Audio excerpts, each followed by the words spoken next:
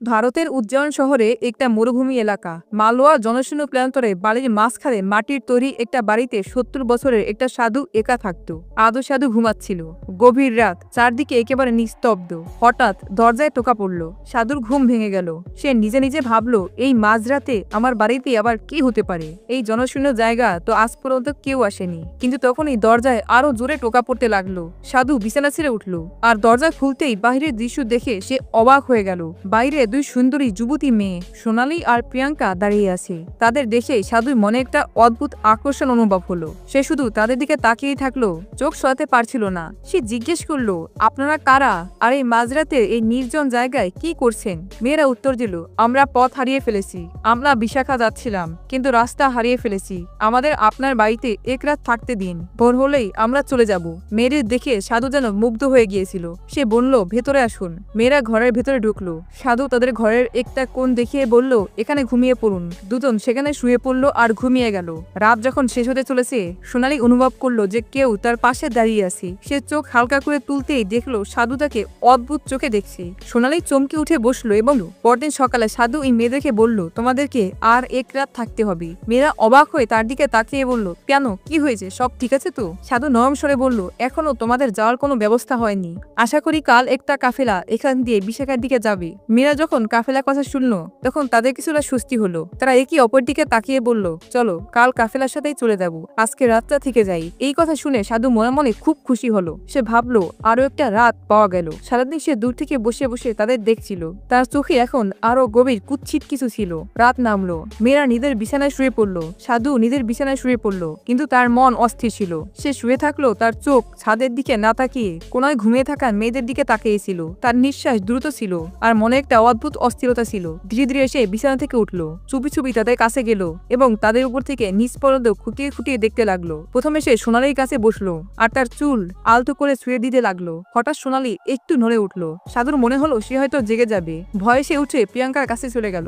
এবার সে প্রিয়াঙ্কার হাত নিজের হাতে তুলে নিল আর তার মুখের দিকে অনেকক্ষণ তাকিয়ে থাকলো। তার চোখে এখন শুধু আকুলতা নয়, কোনো পুরনো তৃষ্ণা জেগে উঠেছিল। হঠাৎ প্রিয়াঙ্কার চোখ খুলে গেল আর সে চিৎকার করে উঠলো। সাধু তাড়াতাড়ি তার মুখে হাত চাপা দিল যাতে আওয়াজ বাইরে না যায়। তারপর সে ঘাবড়ে গিয়ে নিজের বিছানায় ফিরে শুয়ে পড়লো। কেমন ভাবে শুলো যেন কিছুই হয়নি। প্রিয়াঙ্কা সারা রাত ভাবতে থাকলো, এই সাধু আমার কাছে কেন এসেছিল, কি করার চেষ্টা করছিল, এর উদ্দেশ্য ঠিক মনে হচ্ছে না। ভয় সে কাঁপতে থাকলো আর ভাবতে ভাবতে অবশেষে ঘুমিয়ে গেল। সকাল হলো। সোনালী আর প্রিয়াঙ্কা উঠে সাধুর কাছে এলো। তারা বলল, কাফেলা চলে এসেছে, এবার আমাদের যাওয়ার অনুমতি দিন। সাধু কিছু সময় তাদের চোখের দিকে তাকিয়ে থাকলো, তারপর বলল, কাফেলা তো এখনো আসেনি। মেয়েরা চমকে গেল, কিন্তু আপনি তো বলেছিলেন যে কাফেলা আজ আসবে। সাধু ক্লান্ত স্বরে বলল, হ্যাঁ, আসার কথা ছিল, হয়তো সন্ধ্যা নাগাদ আসবে। মেয়েরা একে অপরের দিকে তাকিয়ে বলল, ঠিক আছে, আমরা সন্ধ্যা পর্যন্ত অপেক্ষা করছি। সাধু শুধু মাথা নাড়িয়ে কিছু বলল না। সে বাড়ির উঠানে বসেছিল আর দূর থেকে মেয়েদেরকে অদ্ভুত চোখে দেখছিল। সোনালী প্রিয়াঙ্কাকে বলল, এর চাহনি আমার ভালো লাগছে না। প্রিয়াঙ্কা মাথা নাড়ল, হ্যাঁ, তুই ঠিকই বলছিস, আমাদের তাড়াতাড়ি এখান থেকে চলে যাওয়া উচিত। আমরা যুবতী মেয়ে আর এর মনে না জানি কি চলছে। সোনালী বলল, হ্যাঁ, এই লোকটা রাতে আমার কাছে এসেছিল আর আমাকে স্পর্শ করার চেষ্টা করছিল। প্রিয়াঙ্কা বলল, আমার সাথে ওই একই কাজ করেছে।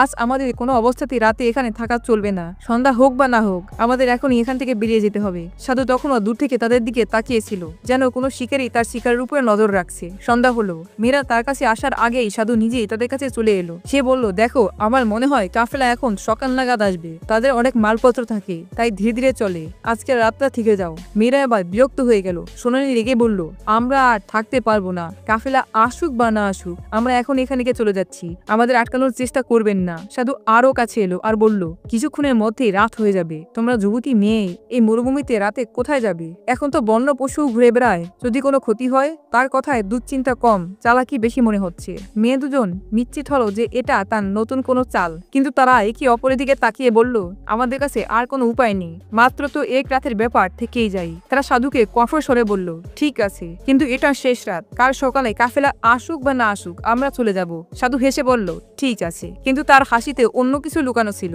রাত নামলো। মেয়ে দুজন, যারা এখন সাধুর প্রতিটি কার্যকলাপের উপর নজর রাখছিল, এক কোণে শুয়ে রইল, কিন্তু তাদের চোখ খোলা ছিল। তারা ভয় আর সন্দেহ ডুবেছিল। নিজেদের মধ্যে ফিসফিস করে কথা বলছিল। সোনালী বলল, আশা করি আজকে রাতটা তাড়াতাড়ি কেটে যাবে। প্রিয়াঙ্কা জবাব দিল, হ্যাঁ, শুধু চোখ বন্ধ করে শুয়ে থাকো, যেন আমরা ঘুমিয়ে পড়েছি। সাধু তার বিছানায় শুয়েছিল, কিন্তু তার এক চোখ খোলা ছিল। সে বারবার মেয়ে দুজনের দিকে তাকিয়েছিল, যেন দেখতে চাইছে তারা আসলেই ঘুমিয়েছে কিনা। যখন তার মনে হলো যে মেয়েরা আর নড়ছে না, তখন সে চোখ বন্ধ করলো, কিন্তু তার মনে তখনও অস্থিরতা ছিল। কিছুক্ষণ পর যখন সে নিশ্চিত হলো যে মেয়েরা ঘুমিয়ে পড়ছে, সে ধীরে ধীরে উঠে তাদের দিকে এগিয়ে গেল। অনেকক্ষণ সে চুপচাপ তাদের পাশে দাঁড়িয়ে রইল, যেন তাদের মনের কথা বোঝার চেষ্টা করছে। এরপর সে সোনালির পায়ের কাছে বসে পড়লো এবং ধীরে ধীরে তার পা টিপে দিতে লাগলো। ঠিক তখনই সোনালির চোখ সামান্য খুলে গেল। সাধু টের পেয়ে সঙ্গে সঙ্গে সরে গেল।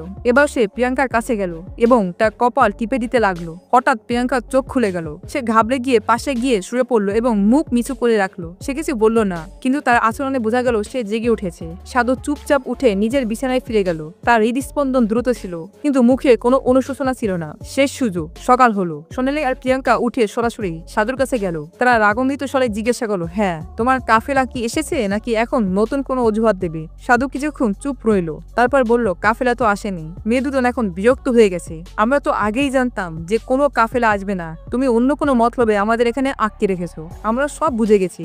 এখন আমরা এক মুহূর্ত এখানে থাকবো না। সোনালি প্রিয়াঙ্কার হাত ধরে বলল, চলো এখান থেকে যাই। যেমনই তারা কুড়েঘর থেকে বের হতে যাচ্ছিল, সাধু হঠাৎ তাদের সামনে এসে দাঁড়ালো এবং পথ আটকে বলল, তোমরা এখান থেকে যেতে পারবে না। মেয়েরা বলল, পথ ছাড়ো, না হলে আমরা জোরে চিৎকার করব। সাধু আস্তে করে বলল, এখানে তোমাদের চিৎকার শোনার মতো কেউ নেই। তুমি কি চাও? কেন আমাদের আটকাচ্ছ? তুমি আমাদের বাবার বয়সের, তোমার কি কোনো লজ্জা নেই? সোনালি বলল। সাধু গম্ভীর গলায় বলল, তোমরা যা দেখছো তা ঠিক নয়। তোমরা যাকে খুঁজতে বিশাখা যাচ্ছ, কে জানে সে হয়তো এখানেই আছে। মেয়েরা রেগে বলল, আমাদের এখানে এক মুহূর্ত থাকতে ভালো লাগছে না। তুমি কিভাবে জানলে যে আমরা বিশাখায় কাউকে খুঁজতে যাচ্ছি? সাধু বলল, এই কথাটা আমি এখন বলতে পারবো না, কিন্তু যদি তোমরা আজকের রাতটা এখানেই থাকো তাহলে তোমাদের জন্যই ভালো হবে। মেয়েরা চমকে গেল আর ভাবতে লাগলো, এই বুড়ো লোকটার কাছে কি হয়েছে? কেন সে বারবার আমাদের আটকাচ্ছে? সাধু বলল, আমি তো বললাম শুধু আর একটা রাত থাকো। কাল সকালে তোমাদের সব প্রশ্নের জবাব পেয়ে যাবে, আর হয়তো তোমাদের বিশাখার যাওয়ার দরকারও পড়বে না। মেয়েরা এখন বিভ্রান্ত। তারা একে অপরের দিকে অবাক হয়ে তাকাতে লাগলো। এই লোকটা কিভাবে জানে যে আমরা কাউকে খুঁজছি? আমাদের কোনো সমস্যা আছে কি? তাদের মনে হাজারো প্রশ্ন, কিন্তু এখন তাদের সাধুর উপর একদম ভরসা ছিল না। তারা সাধুকে ধাক্কা দিয়ে পুরে ঘর থেকে বেরিয়ে গেল। সাধু তাদের পেছনে দৌড়ালো এবং চিৎকার করে বলল, দাঁড়াও, যদি তোমরা চলে যাও তাহলে সব শেষ হয়ে যাবে।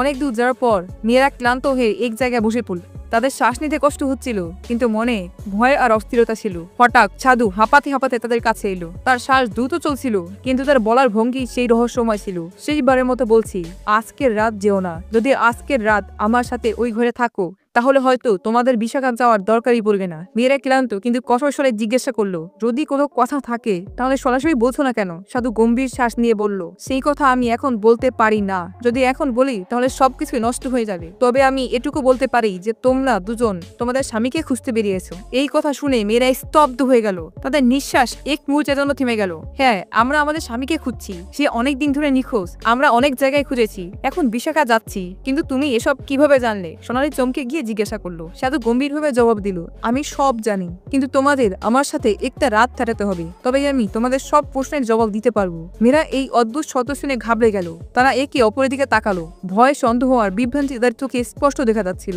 এটা কি আবার কোনো নতুন চাল?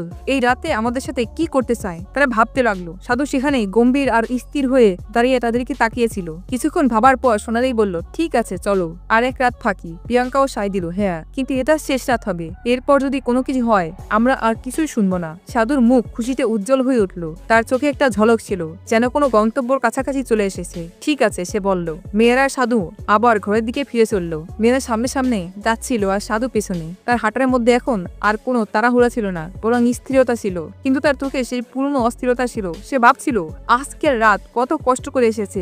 এই রাতকে আমি এমনি এমনি চলে যেতে দেব না। রাত হলো। মেয়েরা, যারা এখন খুব সতর্ক ছিল, মেয়েদের বিছানায় শুয়ে রইল, কিন্তু তাদের চোখ খোলা ছিল। তারা জেগেছিল, ফিসফিস করে কথা বলছিল এবং প্রতিটি শব্দে সতর্ক হয়ে উঠছিল। সাধু তার বিছানা থেকে তাদের দিকে তাকিয়েছিল। রাতের শেষ ভাগে যখন সে ভাবলো যে এখন তাদের ঘুমের প্রভাব পড়েছে, সে ধীরে ধীরে উঠল এবং সোনালির পাশে গিয়ে বসলো। সে তাকে ভালোবাসার দৃষ্টিতে দেখতে লাগলো। তারপর তার হাত নিজের বুকে রাখলো। সোনালি এক ঝটকায় হাত ছড়িয়ে নিল এবং রাগে মুখ ঘুরিয়ে নিল। সাধু এবার প্রিয়াঙ্কার কাছে গেল। তার মুখের দিকে অনেকক্ষণ তাকিয়ে রইল।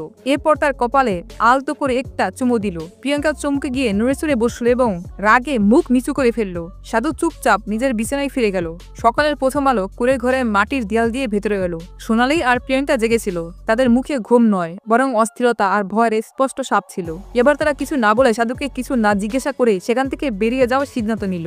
যেমনই তারা কুলে ঘর থেকে বের হতে যাচ্ছিল, তাদের চোখ এক কোণে বসে থাকা একজন লোকের উপর পড়ল। সেখানে একজন যুবক বসেছিল, সুন্দর উজ্জ্বল মুখ, সাদা পোশাক পরা, কিন্তু তার মুখটা অন্যদিকে ঘোরানো ছিল। সোনালী আর প্রিয়াঙ্কা অবাক হয়ে গেল। তারা তার কাছে গিয়ে জিজ্ঞেস করলো, তুমি কে?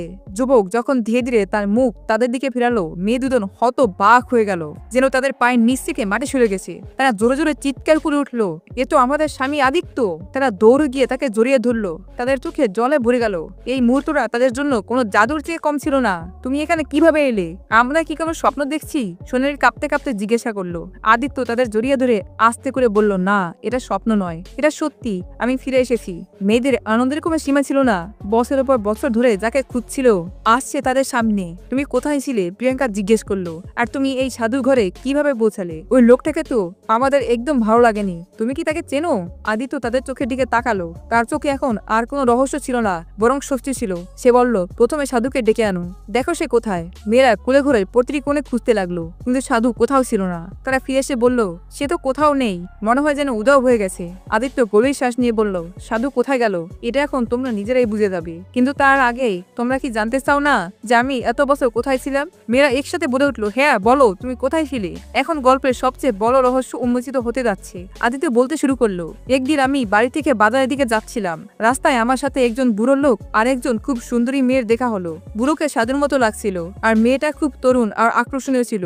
আমি তাদের সাথে ঠাট্টা করলাম। মেয়েটিকে বললাম, তুমি এই বুড়োকে কেন বিয়ে করছো? তোমার তো কোনো তরুণের সাথে থাকা উচিত। কিন্তু সেই মেয়েটি হয়তো কোনো জাদু জানতো। সে আমার দিকে তাকালো, কিছু মন্ত্র পড়লো এবং আমার উপরে ফু দিল। এক মুহূর্তে আমি সেই বুড়ো সাধুর মতো হয়ে গেলাম। আমার চেহারা তার মতো হয়ে গেল। তারপর সে বলল, এটা তোর শাস্তি। এখন তুই সারা জীবন এই অবস্থাতেই থাকবি। সোনালী আর প্রিয়াঙ্কা পাথরের মাথার চোখ নিয়ে শুনছিল। তাদের নিঃশ্বাস থেমে গিয়েছিল। আদিত্য আরো বলল, সে একটা আশাও দিয়েছিল।